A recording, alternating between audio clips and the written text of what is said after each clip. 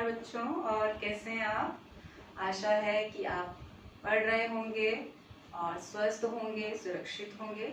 चलिए हम अपना आज का पाठ शुरू करते हैं। कल हमने संज्ञा पढ़ी थी, आज हम सर्वनाम पढ़ेंगे। चलिए देखिए, जैसा कि आज बोर्ड पर देख रहे हैं लिखा हुआ है सर्वनाम। अब देखिए, सर्वनाम का शाब्दिक अर्थ होता है, जैसे सर्व और नाम ये दो शब्दों से मिलकर बना है। सर्व का मतलब होता है सभी, और नाम का अर्थ है वस्तु का नाम, व्यक्ति का नाम। अर्थात सर्वनाम का संपूर्ण अर्थ क्या हो गया? सबका नाम। चलिए अब देखते हैं परिभाषा। सर्वनाम उस विकारी शब्द को कहते हैं जो संज्ञा के स्थान पर प्रयुक्त होते हैं। अब आपके समझ में आ गया होगा, सर्वनाम उस विकारी, विकारी का मतलब क्या होता है? जिससे हम परिवर्तन कर सकते हैं। संज्ञा उस विकारी शब्द को कहते हैं जो संज्ञा के स्थान पर प्रयुक्त होते हैं। अब हमारे मन में ये प्रश्न उठता है कि क्या आवश्यकता है कि हम संज्ञा के स्थान पर सर्वनाम के शब्दों का प्रयोग करें। तो देखिए, इसको भी मैंने लिखकर लाई हूँ कारण। देखिए, हम भाषा को प्रभावशाली बना सकते हैं, शब्दों की पुनरावृत्ति से बचा जा सकता है। एक उदाहरण मैं आपको दूंगी। जैसे मैंने आपसे कहा सीता विद्यालय आती है। सीता विद्यालय में आकर प्रार्थना स्थिति में बैठती है। सीता अपने कक्ष में जाती है, शिक्षा प्राप्त करती है। सीता अपनी मैडम से बात करती है। सीता अंतराल के समय खाना खाती है। तो सुनने में आपको भी अटपटा लग रहा होगा, और सीता जो शब्द है, जो नाम है, उसकी बार बार क्या हो रही? आवृत्ति हो रही, जिससे भाषा में उतना प्रभाव उत्पन्न नहीं हो रहा। इसीलिए हम उस पुनरावृत्ति से बचने के लिए और भाषा को प्रभावशाली बनाने के लिए हम संज्ञा के स्थान पर सर्वनाम का प्रयोग करते हैं। चलिए देखिए अब सर्वनाम के उदाहरण। मूल रूप से सर्वनाम के 11 शब्दों को लिया जाता है। मैं, तू, यह, वह, आप, जो, सो, कौन, क्या, कोई और कुछ। अब मैं को बहुवचन में, मैं को मेरा भी हो सकता है, मुझे भी हो सकता है, तू से तुम भी हो सकता है, तुम्हारा भी, यह से यह से ये भी हो सकता है, और वह से वे बहुवचन भी हो सकता है। आप से आपका हो सकता है, स्वयं का हो सकता है। तो इस प्रकार से इसमें परिवर्तन आ जाता है, लेकिन मूल रूप से जो उदाहरण दिए गए हैं, इसके 11 ये उदाहरण दिए गए हैं। अब देखिए, सर्वनाम को 6 भेद इसके हैं, प्रकार हैं 6 भेद। पहला है पुरुषवाचक। पुरुषवाचक सर्वनाम जिस सर्वनाम शब्द से किसी पुरुष का बोध हो रहा है। अब किस प्रकार का पुरुष है? देखिए, एक तो वक्ता है, जिस प्रकार से मैं अभी वक्ता हूँ और आप क्या है? श्रोता हैं। मैं आपसे कुछ कह रही हूँ तो मैं यहाँ पे क्या हूँ? उत्तम पुरुष हूँ। और आप श्रोता हैं, आप क्या है? मध्यम पुरुष हैं। और लेखक क्या होता है? उत्तम पुरुष। और जो उसके द्वारा कही गई बात को पढ़ता है वो क्या होता है? पाठक होता है। और जिस विषय में, जिस व्यक्ति के बारे में बात कही जाती है वह क्या होता है? अन्य पुरुष होता है।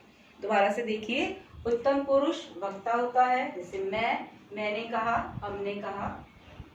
मध्यम पुरुष श्रोता या पाठक होता है, जैसा कि तुम, आप, ये सब जो है, जो सुनने वाला है या जिसके विषय में बात की जाती है वह अन्य पुरुष होता है। वे ऐसे थे, वो वैसे हैं, वह ऐसा करता है, वह यह करता है। जैसे मैं आपसे आपकी सखी के बारे में बात करूं कि सीता तुम्हारे बारे में या प्रीति के बारे में कहती है कि वह बहुत मेहनती है। तो यहाँ पे प्रीति क्या हो गई? अन्य पुरुष हो गई। और सीता क्या हो गई? सीता ने जो बात कही आपसे, सीता क्या कह रही है? वो क्या कहलाई? उत्तम पुरुष। और अन्य पुरुष कौन हो गया? प्रीति। और मध्यम पुरुष आप हो गए। इस प्रकार से इस बात को आप समझ सकते हैं। उसके बाद है निजवाचक। दूसरा भेद है इसका, निजवाचक। जैसा कि शब्द से ही पता चल रहा है, निज का मतलब है आप, स्वयं।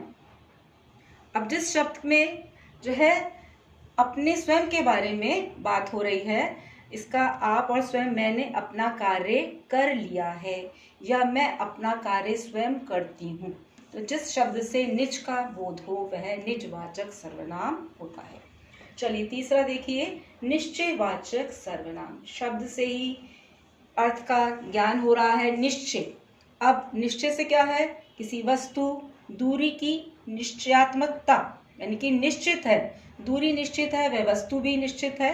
जैसे कि यह पुस्तक मेरी है। इसका उदाहरण देख लीजिए, यह, ये, वह, वे और ये बहुवचन में है। यह पुस्तक मेरी है।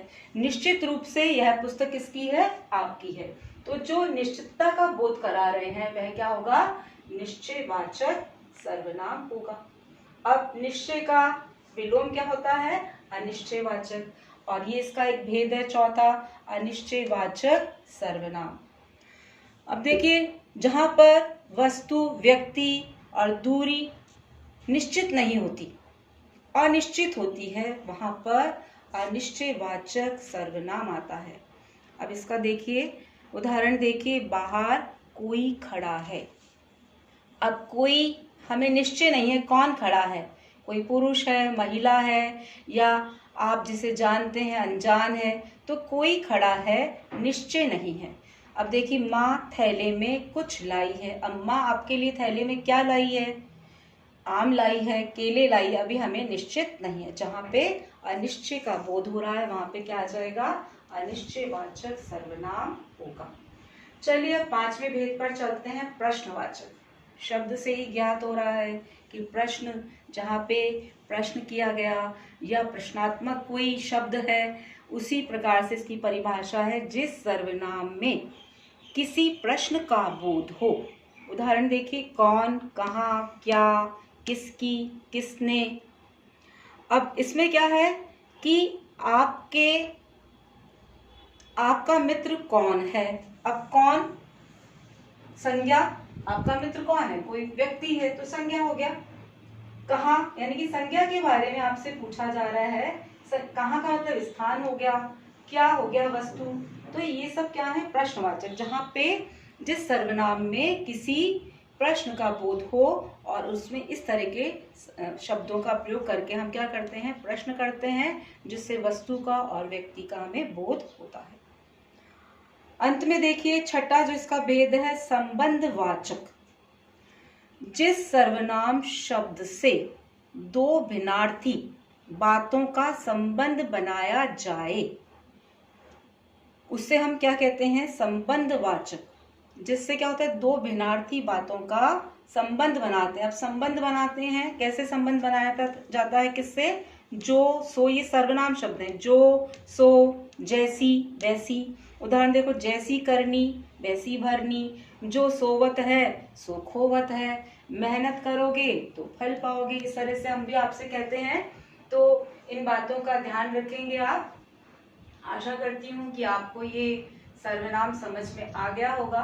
अगर समझ में नहीं आया है, कुछ आपके मन में प्रश्न है, तो आप वो प्रश्न पूछ सकते हैं और उसका सकारात्मक रूप से आपको उत्तर भी मिलेगा। आशा करती हूँ कि आप मेहनत करेंगे, सोएंगे नहीं, क्योंकि जो सोवत है वो खोवत है। धन्यवाद, फिर मिलेंगे।